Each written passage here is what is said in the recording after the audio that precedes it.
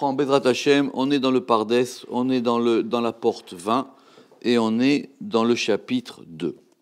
Dans ce chapitre 2, depuis le début de la porte, on essaie d'analyser ce qu'on appelle les noms particuliers. D'accord ? C'est les noms particuliers qu'on va attribuer aux sphirotes. Bon, les autres noms, on avait déjà vu ça avant, etc. Et donc maintenant, on est dans le chapitre 2, au nom qui correspond à Keter et qui s'appelle le Shem Ekeye, Aleph He, Yud He. Très bien. On avait vu ça, les introductions, l'avis de Rabbi Moshe de Léon, et ce chapitre va se concentrer sur un passage du Zohar central qui explique ce nom. Ce nom Ekeye, comme on l'a rappelé, dans la Torah, c'est le nom que Dieu donne à Moïse lors du buisson ardent. Il se trouve que quand on regarde le texte de façon précise, il y a en fin de compte 4 noms. Puisque Moïse demande, il dit, mais quand je vais, tu me dis d'aller délivrer les enfants d'Israël pour qu'ils sortent d'Égypte. Alors, et ils vont me dire quel est son nom. Et dans le verset, il y a une première fois où il y a marqué Ekeye Asher Ekeye. Donc, je serai celui qui, ou on verra comment on traduit ce Asher, je serai celui qui je serai. Et tu leur diras, Ekeye Shalachani, et tu leur diras, c'est Ekeye qui m'a envoyé. Ça, on l'avait vu, d'accord, très bien. Ça, normalement, on explique que ce groupe de 3 noms, Ekeye, Asher, Ekeye, il correspond à Keter, Chochma, Bina. Le premier Ekeye, c'est Keter, Asher, c'est Chochma, et le troisième Ekeye, c'est Bina. Sur ça, le texte du Zohar que nous, on a, c'est Rabbi Elazar, qui est le fils de Rabbi Shimon Bar Yochai, qui pose une question à son père et qui lui dit, écoute, je ne comprends pas exactement ce que ça veut dire ça, parce que ça me convient pas, je ne comprends pas comment on peut analyser ces noms de cette manière, ce qu'on avait vu déjà la dernière fois. Donc il y a un long texte du Zohar qu'on a lu, qui est dans Vaïkra, qui est dans Vaïkra, et la suite du chapitre, c'est l'explication précise de ce texte. D'accord ? Très bien. Qu'est-ce qu'il a expliqué Rabbi Shimon à son fils jusqu'à présent ? Il lui a expliqué qu'effectivement, au début du verset, il y a marqué Ekeye Asher Ekeye. Très bien. Mais que ça décrit un mouvement. Qu'il y a d'abord le premier nom Ekeye, qui lui, on va dire que soit c'est en gros toute l'émanation, toute la Tzilut qui est dans Keter. Et cette émanation, elle va commencer à se dévoiler. Et elle va se dévoiler à travers, vous vous rappelez la dernière fois, on avait vu les netivot et les jvilim, les chemins et les sentiers. Et ça va passer, et ça va passer par un fleuve. Et ce fleuve, il est engrossé, ça veut dire qu'il est porteur de quelque chose, Lehamshach Kula, pour pouvoir tout attirer, pour pouvoir tout porter. Et ça s'appelle Asher Ekeye. D'accord ? Donc, si je me rappelle bien, on va reprendre à cette notion de ce fleuve. Donc, du coup, on va revoir toute l'histoire de... Il faut prendre le temps. Donc, on va revoir l'émanation de ce point de vue-là. Alors, le Zohar, il a dit, et donc ce fleuve, il est engrossé pour pouvoir attirer. Pirouche, nitmale measfirot, ça veut dire que c'est quoi ce fleuve ? Le fleuve, c'est la Bina. On va voir pourquoi ça s'appelle la Bina. Et ce fleuve qui est la Bina, il est plein des séphirotes, Leat Silam, parce que c'est lui qui va les émaner, ou Leam Shicham El Mekomam, et pour pouvoir les faire donner chacune à leur place. D'accord? Ça, c'est facile, on a déjà expliqué ça. Il y a tout dans Keter. Keter, il donne à Chochma. Chochma, il donne à Bina. Et Bina, c'est la mère. Donc, cette mère-là, on va considérer comme si elle était enceinte de 7 enfants. Et elle va après distribuer chaque enfant. C'est pour ça qu'ici, c'est marqué El Mekomam, chacun à sa place. Ça veut dire Chesed à droite, Gvura à gauche, Tiferet au milieu, etc. D'accord? Vekara la Bina Nar, et on a appelé que la Bina, elle s'appelle Nar, les orot al retson amshacha que des pirachnou, c'est pour montrer qu'il y a une volonté que les choses s'épanchent. Voilà. Il y a une volonté d'épanchement, comme un fleuve qui va apporter de l'eau. Et donc la Bina, c'est ce principe-là qui va faire porter les choses. Alors on a dit Chedin ikra Asher Ekeye. Et donc ça s'appelle Asher Ekeye. Pourquoi? Noda. Donc on va revoir les choses doucement. On sait qui Ibura Bina ou Miloa, le fait que la Bina, elle soit enceinte et elle soit pleine, ou aliédé à Chochma. C'est par la Chochma. Vea Chochma, vea Bina, Nichlalim. Et la Chochma et la Bina, ça forme un tout. C'est le père et la mère.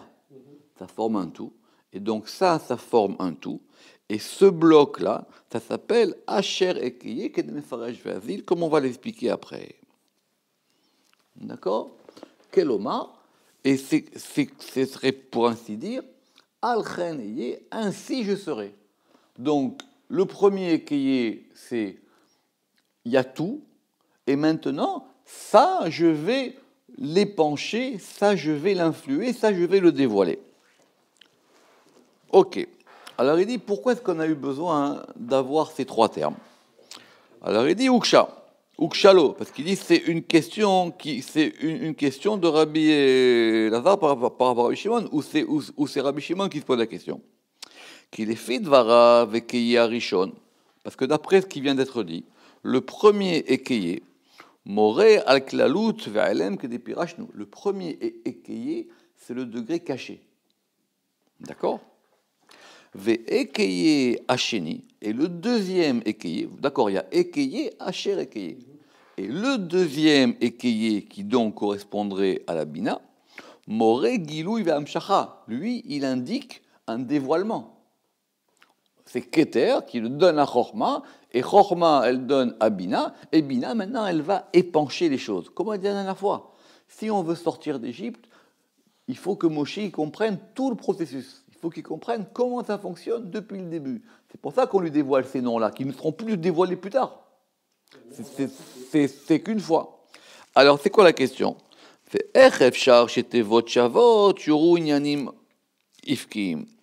Comment est-ce que 2 noms identiques, ils peuvent indiquer des choses contraires? Le premier ékayé, c'est le degré de Keter le plus caché, et le deuxième ékayé, c'est le degré de la Bina qui dévoile tout. Lazé, Bale Yashev, Kol Teva Veteva, les filles Inyana ou Matkonta. Et donc c'est pour ça que maintenant on va essayer d'établir chaque mot selon son sujet, selon à quoi il correspond.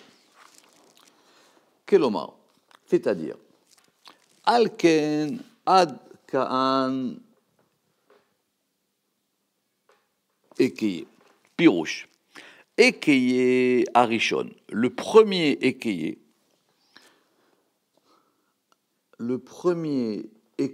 alors il y a une différence ici entre Ad Kean et Alken. Le premier Ekeye, Zamin l'amshacha ou l'aldakula, il est amené à épancher et à donner des enfants. D'accord? Qui pirouche ekeye ou kemo efal. Parce que ekeye, littéralement, ça veut dire je vais agir. C'est un futur. Je vais agir, j'agirai. Donc, ça veut dire que j'ai la possibilité d'agir, mais je n'ai pas encore agi. J'agirai, c'est pas du bluff, c'est-à-dire je vais le faire, mais je ne l'ai pas encore fait. Donc c'est une potentialité qui est en moi et qui va sortir. Ve'akavana, et ça veut dire quoi? Ani égalé, je vais dévoiler. ve'amshir, et je vais donc attirer, Aïnyan ba'atzilut, c'est-à-dire je vais attirer cette chose dans l'émanation. Aval adain eno matril leimasher. Mais pour le moment, j'ai pas commencé. Je vais le faire. Puisque dans Keter, il y a tout, mais c'est en potentiel. Donc je vais commencer à le faire. Ve'af alpi shemilat ekeye mora alavaya atida. Et bien que le mot ekeye, il indique un nom qui est au futur, donc c'est quelque chose qui va se faire. En akavana shei meutedet leigalot. Mais ça ne veut pas encore dire que c'est adressé à être fait. Comment est-ce que je veux dire? Le ékeyer, quelque part, c'est ça va se faire. Mais quand, comment, etc., j'en sais rien. Ça va se faire. C'est ça le ékeyer. D'accord? C'est ça ce degré qu'on appelait keter. Omnam. Kavanat amila leorot lanu ki ou malé. Donc ça veut nous dire que ce premier ékeyer, c'est quelque chose qui est plein, ou mukhlal bechol atzilut, et qui est totalisé de toute la atzilut, ameutad leigalot, qui est amené à se dévoiler. Vezeu she'ifshar lomar ha'inyan hazeh. Et ça, je ne peux pas dire cette chose-là, si ce n'est que par le mot ékeyer. Ibno betevat ékeyer.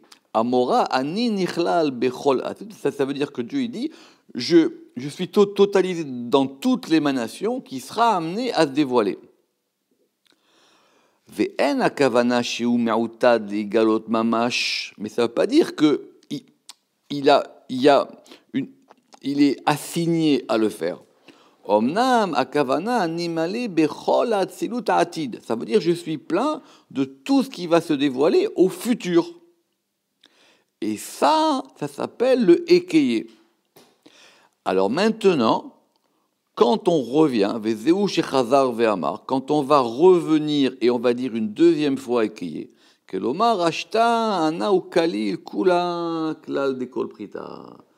maintenant, ça veut dire maintenant, j'ai en moi la totalité de tous les détails.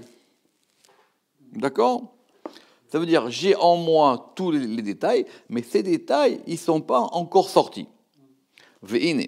Et donc c'est pour ça que dans ce vocable est répété deux fois. Kelomar, le premier, Aechad biur amila. La première fois, c'est pour expliquer ce mot. Chez Kavanato lomar shiwati les galotes, c'est pour nous dire que ça va se dévoiler dans le futur. Et c'est pour ça qu'on a dit Vezeu shamar et yezamin lamshacha. Ou l'oldakula. Ça veut dire je suis amené à attirer et à tout enfanter. Ou les fiches, yanakavana shirotse ou les amshiro. Et puisque maintenant, c'est pas le fait qu'ils veuillent le faire.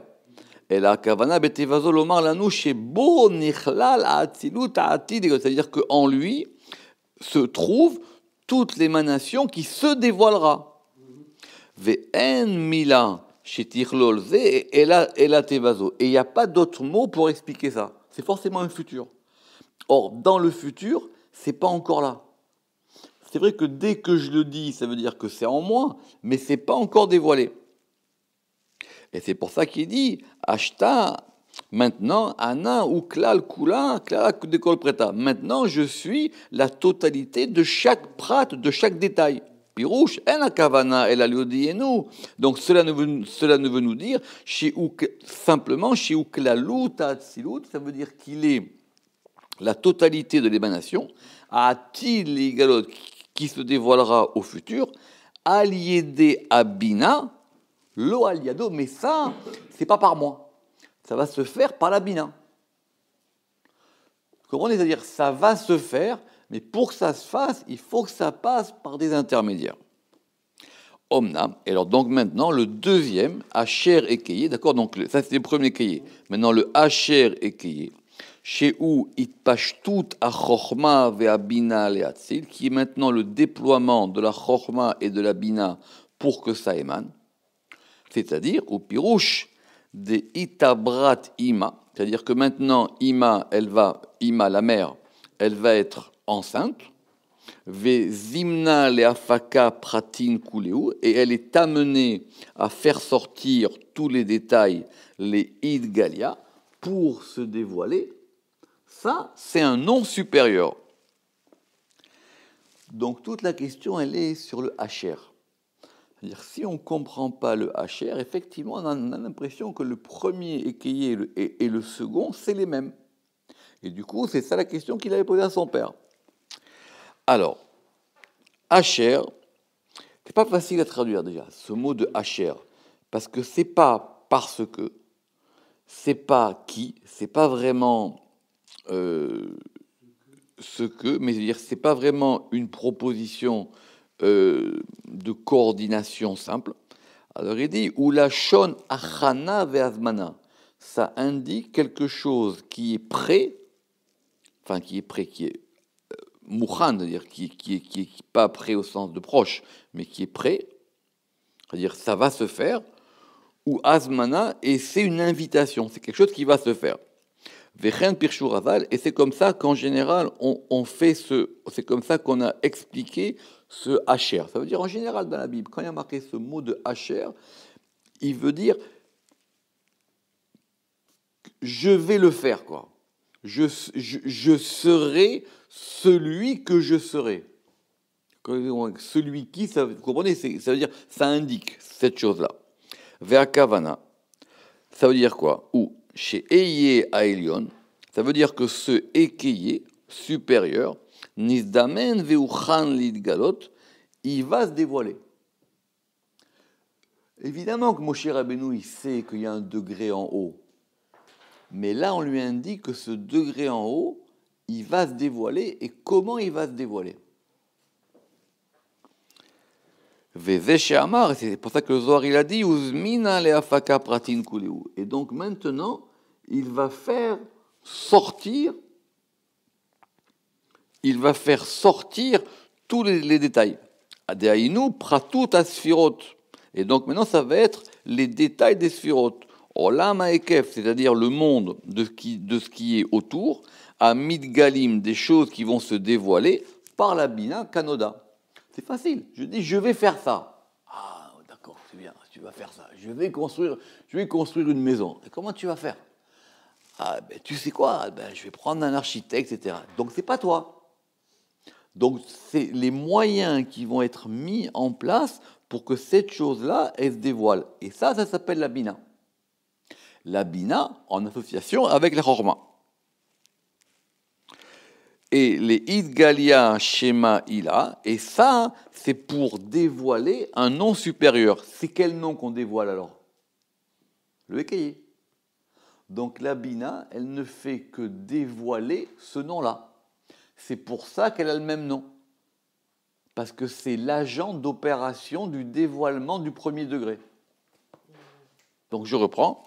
Pirouge, ça veut dire quoi? Ça veut dire que je vais dévoiler le écaillé, le premier qui était caché. Et donc ça veut dire quoi? Hacher écaillé, eye anelam, mezuman ligalot. Le écaillé qui est enfoui, c'est lui qui se dévoilera.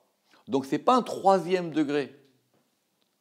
Vous comprenez? C'est pas un troisième degré. C'est le troisième degré qui dévoile le premier degré. Donc, la question qui était de dire, mais pourquoi il s'appelle pareil? Oui, mais attention, il y a un hacher entre les deux. Parce que ce hacher, c'est lui qui fait la transition et qui va permettre de passer du même degré. Simplement, une fois, il est caché et une fois, il est dévoilé. Oui, mais pas Chorma. Par l'intermédiaire de Chorma. Veine hacher ekeye ou Chorma ou Bina. Donc ce hacher ekeye, ça correspond à Chorma et Bina. Qui shtéem nichlalot, parce que les deux, ils sont inclus dans hacher. Alors ça, c'est Pélé. Parce que nous, on avait pu comprendre que hacher, c'était Chorma, et Bina, c'était ekeye. Mais il dit ici que hacher, c'est la combinaison de Chorma et Bina qui vont dévoiler le Shem Ekeye qui était le premier. Pas pareil. Donc c'est pas aussi simple que ça. C'est pas qu'on a trois noms, on a trois sphirotes. On a un nom, on a deux noms, enfin, on a trois mots pour deux sphirotes dans deux mots. Il dit, on reprend. Ou chorma ou bina qui shtehem nichlalot bemilat asher. Parce que les deux, ils sont totalisés dans ce mot de asher, comme nous allons l'expliquer. Donc ce asher-là, c'est-à-dire la potentialité que quelque chose se dévoile, c'est ça le asher. Les deux sont enfouis à l'intérieur de asher. Les deux, chorma et bina, ils sont totalisés dans le asher. Donc, quelque part, le deuxième ékayé, il est comme le premier. Il est kéter aussi. Simplement, comme c'est le hacher qui fait que le deuxième, il est dévoilé par rapport au premier. Maintenant, l'opération de ça se fait par rapport à Chorma et Bina. C'est facile. Tu as un degré qui est caché. Et ce degré qui est caché, tu as une opération de conjonction, parce que dans la grammaire, c'est un mot de conjonction. Tu as une opération de conjonction, et cette opération de conjonction, c'est elle qui va dévoiler ce premier degré qui a le même nom. Alors, qu'est-ce qu'il avait dit le Zohar? Les Batar Ba'a Moshe, les Minda Prata de Mila Manu. Et après, Moïse, il a voulu savoir c'était quoi le détail de cette chose-là. C'est très bien. Pirouche. Ratsa lada ta'atzilut be'atzmo. Bimkomo le mata, bemakom presotav. Moshe a dit c'est très bien cette histoire. Maintenant, comment ça se passe en bas? Comment ça se passe en bas? Il a voulu connaître la Hatzilut, l'émanation en elle-même, bimkomo le mata, dans son endroit qui est en bas, bimkom pratiotav, dans l'endroit de ses détails. Très bien, mais comment ça va se faire? Et c'est pour ça qu'il va après lui dire, tu leur diras, Ekeye m'envoie. Et là, on a le quatrième. Venomarlo, Ekeye pam shleshit.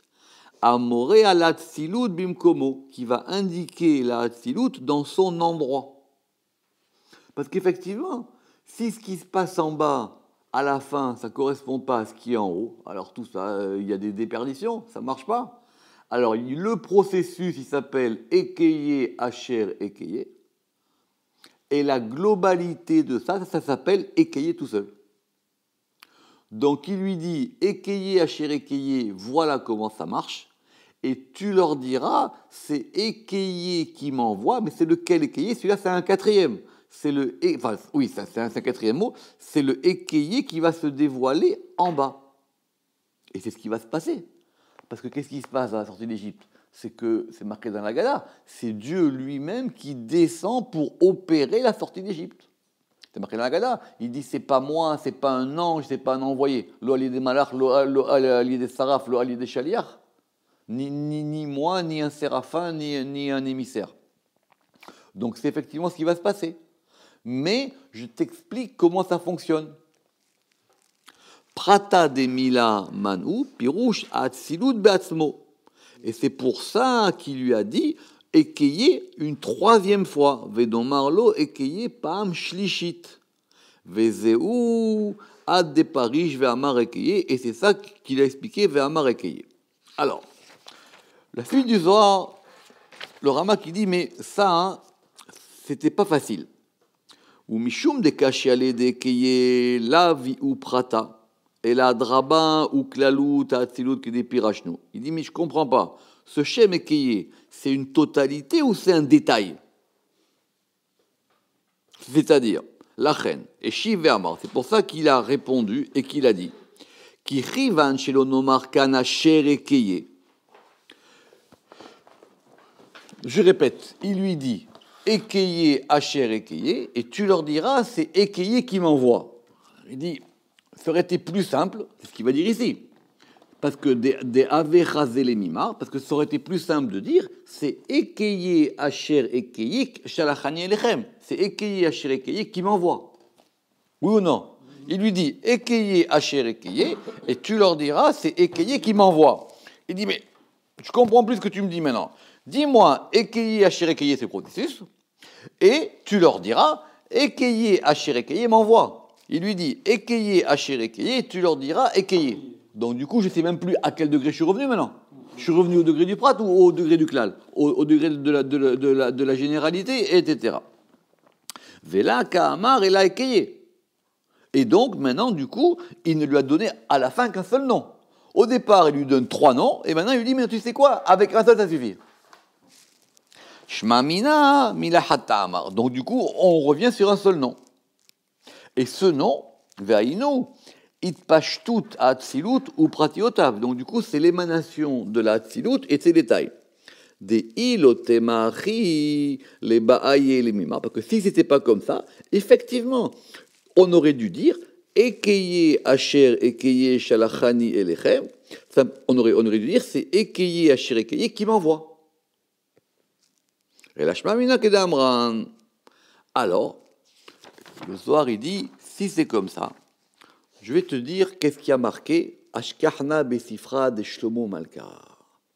Je vais te dire qu'est-ce qu'il y a écrit dans le livre du roi Salomon. Donc, le Ramak, il fait attention, c'est-à-dire que comme on est arrivé à ce point-là, Rabbi Shimon il dit, alors tu sais quoi, pour t'expliquer ça, on va faire appel au grand patron de la Chorma, de la sagesse, qui est le roi Salomon. Et qu'est-ce qui a marqué là-bas? D'accord? Revenez, regardez, enfin, réécoutez le cours de la semaine dernière, puisque c'est ça la suite du soir. Il dit maintenant, alors c'est pour ça qu'on a trouvé que dans le livre du roi Salomon, une explication à ce mot de Hacher, parce que ça veut dire c'est le Hacher la clé. T'as pas compris ça veut dire quoi ce Hacher? Parce que ce Hacher qui assure la liaison des deux premiers, si je l'enlève, je reviens à 1. Et dans le 1, je dis tout.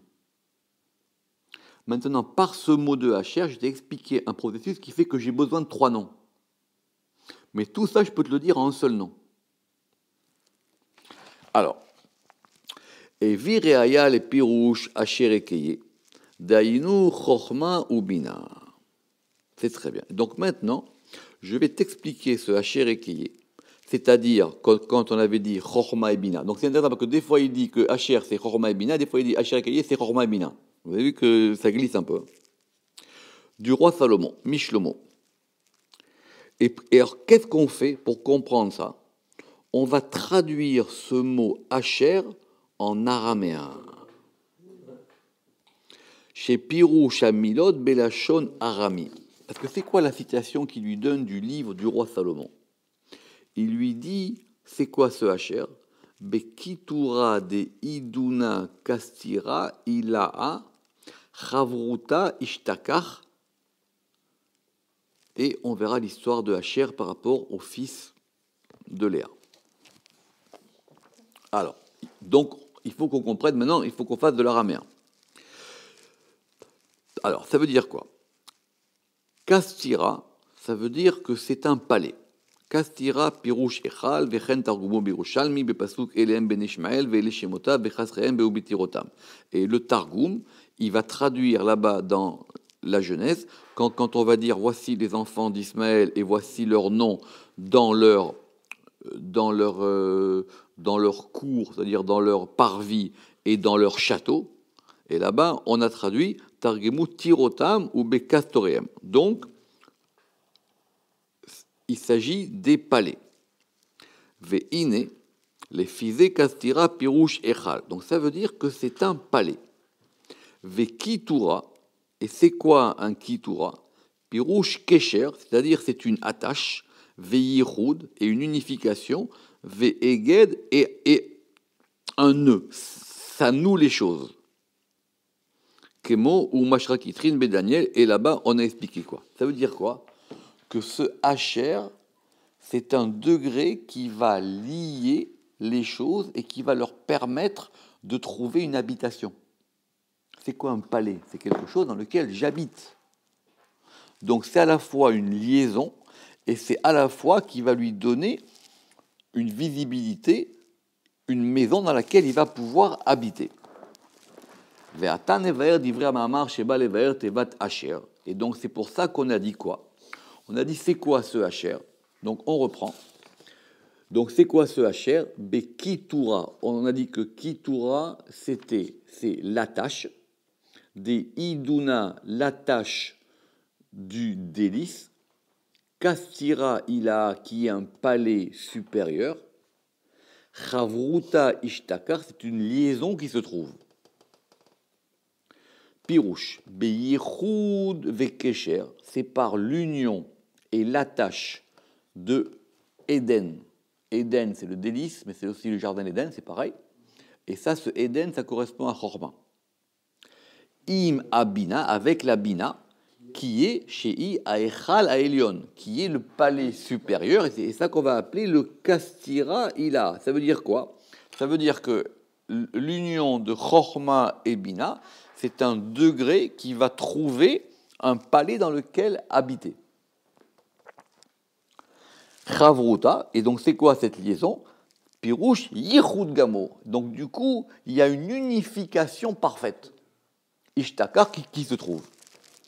Nimsa. Et donc on comprend maintenant que ce mot que Tevat Asher, que ce mot de Asher, Ve'inyano est ce qu'il signifie, ou Shea Bechina Asher le Chorma, que, alors, l'aspect de Asher, c'est la Chorma qui va influer dans Bina.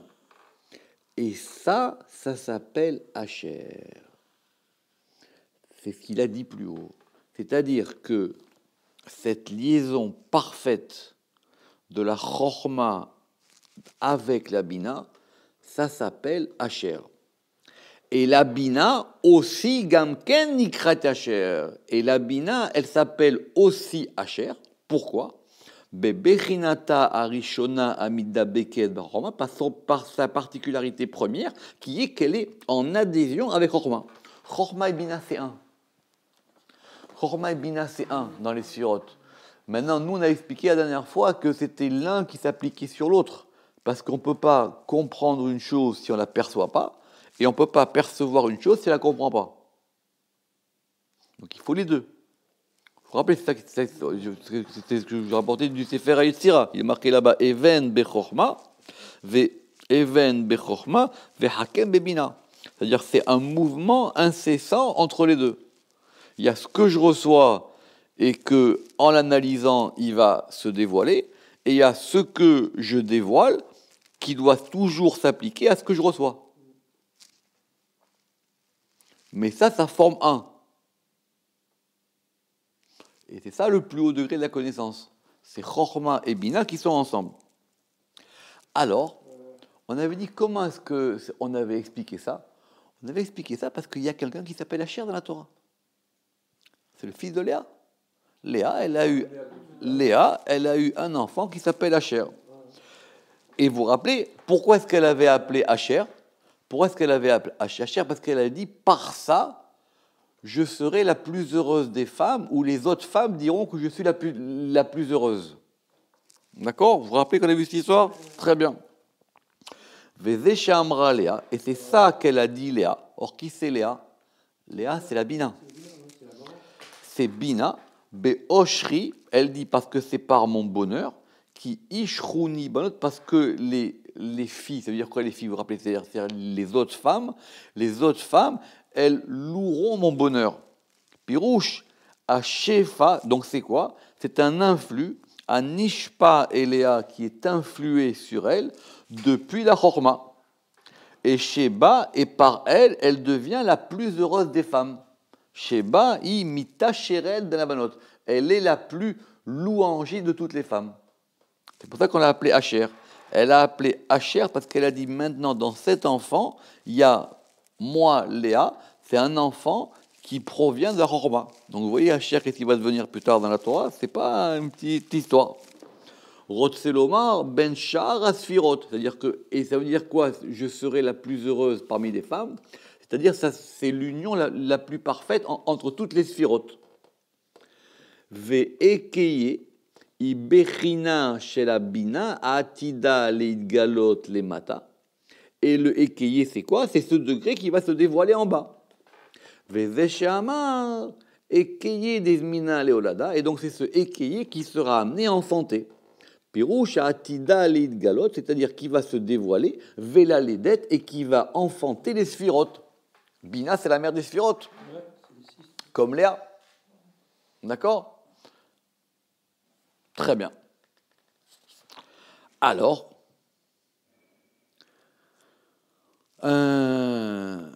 maintenant il dit, maintenant le Zohar continue et il dit maintenant je vais te montrer comment Ernachit mi darga les darga, comment ça descend de degré en degré. Alors, on veut maintenant reprendre tout par rapport à ce nom de Ekeye. Qui imeyot she'em shlosha tevot shavot yoru alinyanim mechulafim. Donc bien qu'on a trois mots qui vont correspondre, trois mots équivalents, ils vont indiquer des sujets changeants. Veze ichriach me'apsukim, et ça, on va l'apprendre des versets. C'est-à-dire,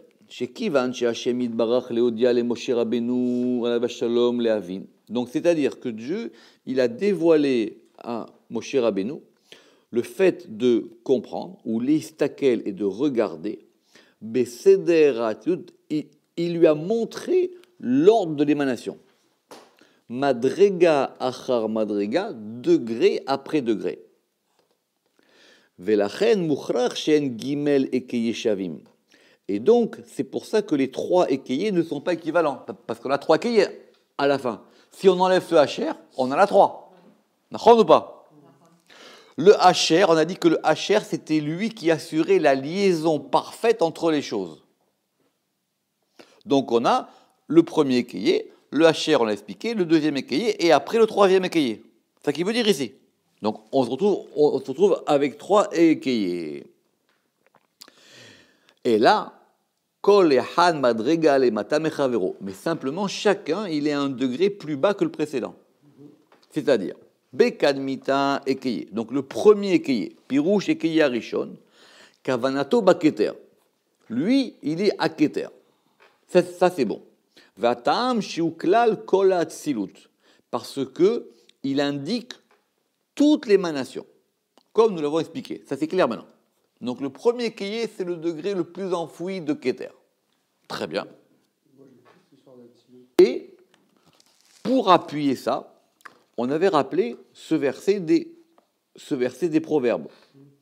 Il y a marqué là-bas, Ekeye etzlo amon, et j'étais à côté de lui l'artisan de la création. D'accord, vous vous rappelez de ce verset? C'est la Torah qui parle, c'est la Chorma qui parle, et c'est elle qui le dit, j'étais l'artisan de la création. Pirouche, Ekeye ou Etzlo. Ce Ekeye, il est à côté d'eux. Quand on dit Etzel, ça veut dire je suis à côté d'eux. Il est à côté du Keter. Sham à Kol Amon, parce que là-bas, tout est un artisan, tout est un palais, ou Midgadel ou Midbarer, et il va s'agrandir, il va se bénir, ou Mitravé, et il va recevoir, et il va s'abreuver, ou Mitaler. Et on reprend la suite du Zohar, et c'est pour ça qu'on a dit Loyeda Ish Erka, et c'est pour ça qu'aucun homme ne connaît sa valeur. C'était ça qu'on avait dit à Job. Pirouche, en mishiyeda erer achorma. Et il n'y a personne qui connaît. Donc ça veut dire que il va vite le Ramak. Donc apparemment, ça c'est le deuxième ékayé. Le deuxième ékayé, il dit je suis Etzlo, je suis à côté de Keter. D'accord? Oui, mais il va vite. Donc apparemment, ça veut dire que le premier ékayé, il est Keter. Le deuxième ékayé, il correspond à Chorma. Et Chorma, il dit, je suis moi à côté de Keter. Très bien. Et maintenant, et c'est pour ça que le verset qui dit, donc il est à côté. Et ça veut dire quoi? Que personne ne connaît sa valeur. C'est pas Keter, c'est la Chorma. En mishiyida erer Chorma, parce que personne ne connaît la valeur de la Chorma. Ve'ena museget, et elle n'est pas appréhendable. Afilou be'eretz sachaim, c'est la suite du verset, même dans la terre des vivants. Et c'est quoi la terre des vivants? La terre des vivants, c'est Bina. Pourquoi? Parce qu'il n'y a pas encore la Bina. Donc, a priori, Ekeye 1, c'est Keter, Ekeye 2, c'est Chorma, et Ekeye 3, c'est Bina. Donc, Le troisième ékayé, c'est Bina. Donc, quand il lui dit, on va expliquer ça bien. Donc, quand il lui dit la première fois ékayé, Asher, ékayé, il veut lui dire, c'est le premier ékayé, il est Keter, Asher, c'est Chorma et Bina, et le deuxième ékayé, il est Chorma. Et quand il leur dira, c'est ékayé qui m'a envoyé, c'est qui? C'est Bina. Or, on avait vu ça. La sortie d'Égypte, c'est Bina. Les 50 portes de la Bina sont ouvertes en Égypte. Tu te rappelles ça? Dans Sharachiarim. Et pour des raisons qu'on verra plus tard, c'est la raison pour laquelle le Harizal dit que Ékayé, c'est le nom de Bina. C'est pas le nom de Keter. Donc c'est Bina, c'est avec Bina qu'il ouvre tout. Oui, la sortie d'Égypte, elle se fait par Bina. Et le Harizal, quand il va attribuer les noms, il a eu le Zohar. Il dit donc, si j'ai bien compris, Ékayé, c'est Bina. C'est dans Ékayé, Asher Ékayé, qu'on va en attribuer un à Keter, un à Chorma et un à Bina. Mais Ékayé, c'est Ima. C'est le nom de Ima. Donc, Ve'ata, mipnei she'adain lo hayat atzilut Bina. Donc, quand il a dit Ékayé, Asher Ékayé, ça veut dire que pour le moment, il n'y a pas encore la Bina. Qui a kol haya kaloul ba Keter anelam qui dépéradu, parce que tout était totalisé dans Keter. Et après, il a fait sortir, c'est-à-dire après la Tzilut, après l'émanation de la Chorma, il a fait sortir la Bina. Il a émané la Bina. Et c'est pour ça qu'après, on a dit les Vatar. D'accord? Donc, si c'est comme ça, le nom de Ékayé, ce qu'on verra si tu veux la prochaine fois, le nom de Ékayé, il correspond à Bina. Parce que ce degré de Keter, contrairement à ce qu'on avait pu croire dans le chapitre, il n'y a pas vraiment de nom qui peut s'appliquer à lui. Quand on dit que Keter, son nom c'est Ékayé, c'est simplement parce qu'on voit dans Keter quelque chose qui va se dévoiler. C'est comme les couleurs. Il n'y a pas de couleur dans Keter. Il va revenir là-dessus après. Il n'y a pas vraiment de couleur dans Keter. Voilà, mais maintenant, quand on veut déployer Keter dans un mouvement, ça s'appelle Ékayé, Asher Ékayé. Mais quand il va leur dire « Attention !» et tu leur diras « C'est Ékayé qui m'envoie ». Et on a vu ça. La sortie d'Égypte, c'est Bina. C'est pour ça qu'après, il faut 50 jours jusqu'à Shavuot. Ça, il faut refaire. Vous vous rappelez ce qu'on a fait chez Sharachiarim, la porte des portes. C'est pour ça qu'on a dit qu'il y a marqué 49 fois, qu'il y a marqué 50 fois dans la Torah, que c'est moi qui vous ai fait sortir d'Égypte, c'est pour ça qu'il y a marqué Elohim. Tout ce qu'on a vu, la sortie d'Égypte, c'est par Bina. Mais c'est quoi? C'est un degré de Bina qui provient de Keter. Et c'est ça ce qu'on est en train d'expliquer à Moshe, pour qu'il comprenne comment va se faire cette sortie d'Égypte. Baruch Adonai Leolam, Amen ve Amen.